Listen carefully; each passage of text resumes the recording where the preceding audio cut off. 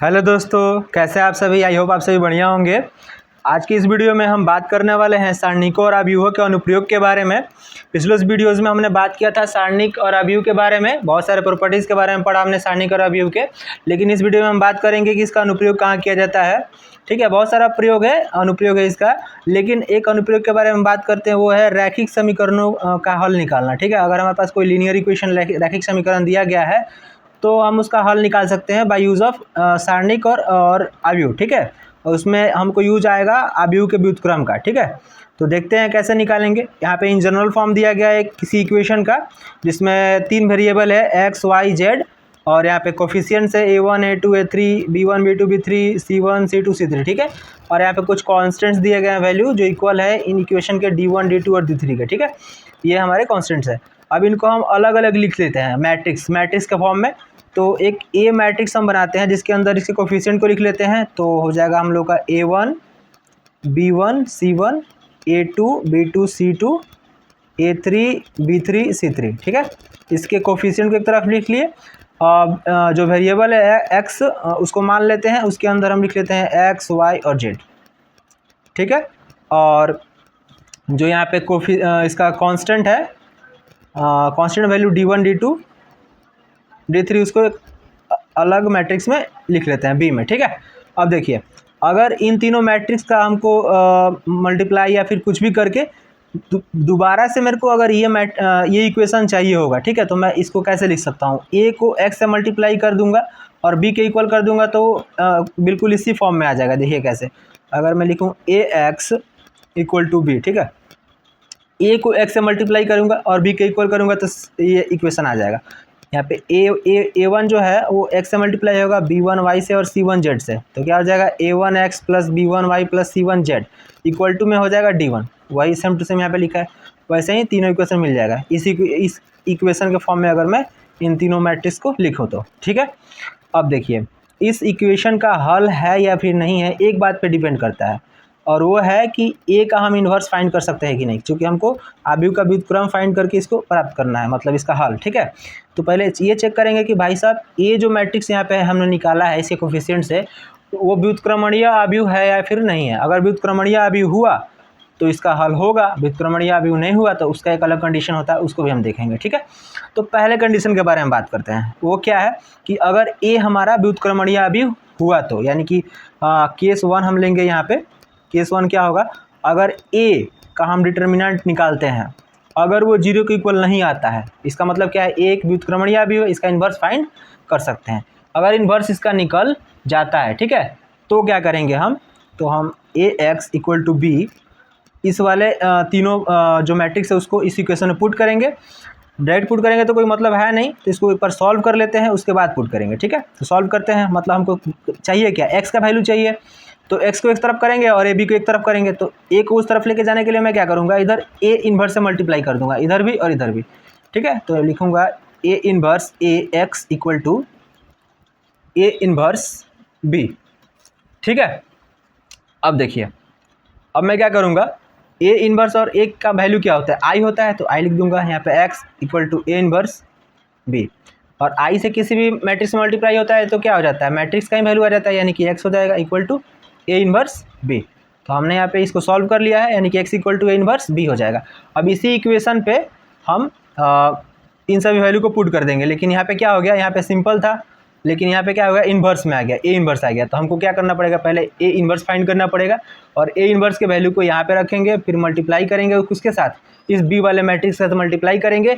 जो मैट्रिक्स आएगा उसी वही जो होगा आंसर होगा हम लोग का x का, यानी कि यहाँ पे x, y और z जो वैल्यू होंगे उसका आंसर इससे मैच हो जाएगा। ठीक है, संगत जो अवयव होंगे उनका आंसर उस तरीके से हो जाएगा। ठीक है, तो ये तो रहा केस 1।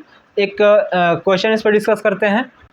यहाँ पर एक क्वेश्चन मैंने लिया है, अभी हमने जो पहला केस पढ़ा उसी पे डिपेंड है। यहाँ पे क्या है, 2 वेरिएबल्स है। ठीक है, पिछले वाले जो हमने अभी समझाया उस पर 3 वेरिएबल लिया था, बट कोई ना, 2 वेरिएबल लेते हैं, जल्दी बन जाएगा। यहाँ पे क्या है, अभी इन दोनों इक्वेशन से हम 3 मैट्रिक्स अभी जो हमने बनाया था a, b और x, वही बनाते हैं। तो पहला a बनाएंगे, तो a बनाएंगे तो क्या हो जाएगा, यहाँ पे जो इसका कोफिशिएंट है 2, 5, 3, 2 लिख देंगे, तो 2, 5, 3, 2 कोफिशिएंट का एक मैट्रिक्स बन गया ये। x का मैट्रिक्स बनाएंगे तो क्या हो जाएगा, x और y हो जाएगा सिंपली। ठीक है, और b का बनाएंगे तो हम लोग का 1, 7 हो जाएगा, 1, 7। ठीक है, अब देखिए पहले चेक करेंगे कि भाई साहब इसका हल है या फिर नहीं है, ठीक है। तो ए डिटर्मिनेंट निकालते हैं ए का, तो क्या हो जाएगा यहाँ पे 2 2 ज़ा 4 -5 3 ज़ा 15, तो यहाँ पे क्या हो जाएगा माइनस में हो जाएगा 11, जो कि नॉट इक्वल टू 0 है, यानी कि ए इन्वर्स हम निकाल सकते हैं। ए इन्वर्स निकालने का बहुत सारा तरीका है। ए इन्वर्स हम निकाल सकते हैं प्रारंभिक संक्रिया यानी कि एलिमेंट्री ऑपरेशन लगा करके, बट यहाँ पे हमको इजी लग रहा है एडजॉइंट वाला जो मेथड है उससे, ठीक है। तो एडजॉइंट फाइंड कर लेते हैं ए का एडजॉइंट फाइंड करेंगे। एडजॉइंट ऑफ ए इन्वर्स निकालने के लिए फाइंड कर रहे हैं हम, ठीक है। तो एडजॉइंट ऑफ ए क्या हो जाता है, इन दोनों जो हम लोग का ये होता है ना एलिमेंट, उनको हम करते हैं एक्सचेंज आपस में। तो 2 और 2 को एक्सचेंज करेंगे तो कोई फ़र्क नहीं पड़ेगा, भाई बराबर है। और इन दोनों का हम साइन चेंज कर देते हैं, पोजीशन वही रहता है, बस साइन चेंज करेंगे। तो -5 -3, ठीक है। और ए इन्वर्स क्या हो जाएगा, वो होता है 1/a का डिटर्मिनेंट एडजॉइंट ऑफ ए। तो यहाँ से क्या हो गया हम लोगों का, हमने ये इसका डिटर्मिनेंट निकाल कर रखा है यहाँ पे, माइनस में 1/11 हो जाएगा, और यहाँ पे 2 -5 -3 2 आ गया, ठीक है। इन्वर्स तो हमने फाइंड कर लिया। अब हमने क्या देखा था कि x इक्वल टू क्या था, a इन्वर्स b था, ठीक है। तो हम यही पुट कर देंगे यहाँ पे a इन्वर्स का वैल्यू और b का वैल्यू पुट कर देंगे यहाँ से, तो हमने x का वैल्यू हम लोग को मिल जाएगा। तो a इन्वर्स यहाँ पे क्या है, -1/11 2 -5 -3 2, ठीक है। यही वाला वैल्यू मैंने यहाँ पे रखा है। और b क्या है हम लोग का 17, तो लिखेंगे यहाँ पे 17। चलिए दोनों को मल्टीप्लाई करेंगे तो यहाँ पे क्या हो जाएगा, 2 1 ज़ा 2 और 7 5 ज़ा 35 है ना। यहाँ पे हो जाएगा 2 -35, ठीक है। और यहाँ पे हम करेंगे तो -3 और यहाँ पे प्लस में 14, और यहाँ पे बाहर है -1/11 x। यहाँ से x का वैल्यू क्या आ जाएगा, -1/11। यहाँ पर करेंगे तो माइनस में हो जाएगा हम लोग का 33 और यहाँ पे हो जाएगा 11। अब देखिए, अब हम क्या करेंगे, 11 अंदर से कॉमन ले लेंगे, क्योंकि यहाँ पे 11 है और यहाँ पे भी 11 का ये गुणनखंड है, तो ले लेते हैं 11 कॉमन। तो -11/11 हो जाएगा यहाँ पे हो जाएगा 11 3 ज़ा 33, तो -3 और यहाँ पे 11 1 ज़ा 11, यहाँ से 11 कैंसिल हो जाएगा। x इक्वल टू क्या हो गया हमारे पास यहाँ पे -3 1, माइनस से मल्टीप्लाई करेंगे तो क्या हो जाएगा, यहाँ पे 3 हो जाएगा और यहाँ पे -1 हो जाएगा, ठीक है। अब x के इक्वल 3 और -1 है क्या, और x का वैल्यू क्या था यहाँ पे देखिए, x और y था, ठीक है। तो हम लिखेंगे यहाँ पे x का वैल्यू डाल देंगे, x y इक्वल टू में क्या हम लोग आएगा 3 और -1, 3 और -1। तो यहाँ से x का वैल्यू क्या होगा 3 हो गया और y का वैल्यू क्या होगा माइनस हो गया, -1 हो गया। तो x इक्वल टू 3 और y इक्वल टू -1, ठीक है। चूँकि संगत जो अवयव होते हैं वो आपस में बराबर होते हैं, तो x इक्वल टू 3 हो जाएगा, y इक्वल टू -1 हो जाएगा। How simple is that. चलिए अब हम केस 2 के बारे में बात करते हैं। केस 2 में क्या है कि अगर हम जो हमारा इक्वेशन दिया गया है उसमें जो कोफिशिएंट है उसका मैट्रिक्स ए बनाते हैं और ए का डिटर्मिनेंट निकालते हैं अगर वो 0 के इक्वल हो जाए, ठीक है। केस 2 में है अगर वो 0 के इक्वल हो जाए तो हम क्या करेंगे, ठीक है, उसमें देखते हैं। अगर 0 के इक्वल हो जाए तो हम adjoint of A into B निकालेंगे, ठीक है। 0 के इक्वल हो जाए तो ये निकालेंगे, और अगर ये भी 0 के इक्वल हो जाए या फिर 0 के इक्वल ना हो, उस पर भी यहाँ पे कंडीशन बेस्ड है, ठीक है।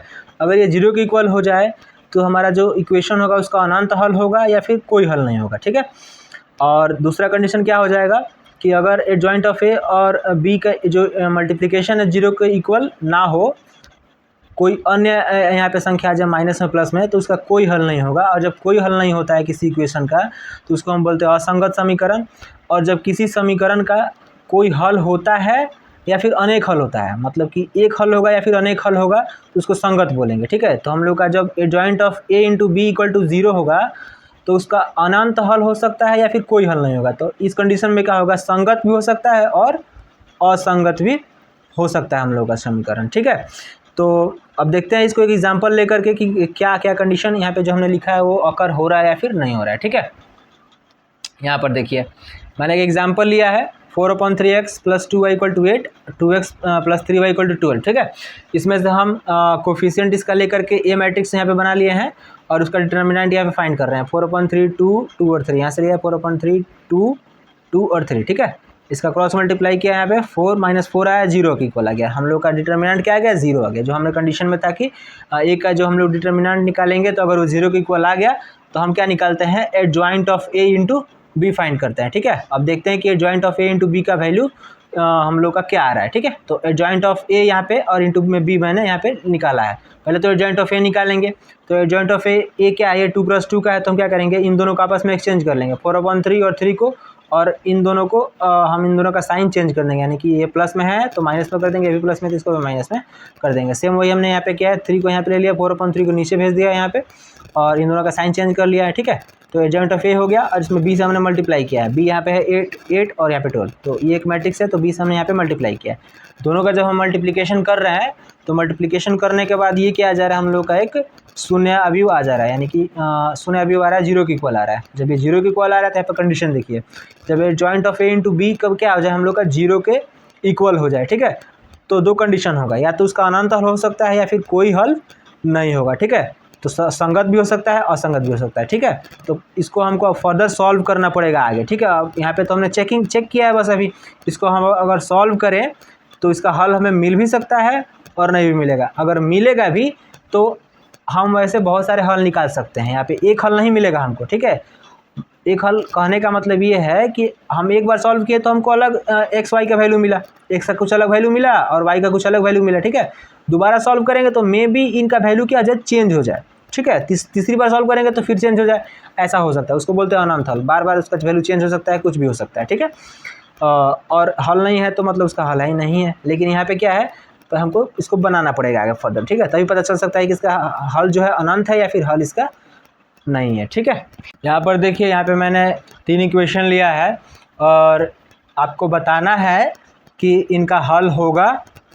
या फिर नहीं होगा। ठीक है, या फिर अनेक हल होगा, यानी कि संगत है या फिर असंगत, ये समीकरण संगत समीकरण है या फिर असंगत समीकरण है, ये आपको बताना है। ठीक है, तो कमेंट करिए, इसको पहले सॉल्व करिएगा फिर कमेंट करिएगा। ठीक है।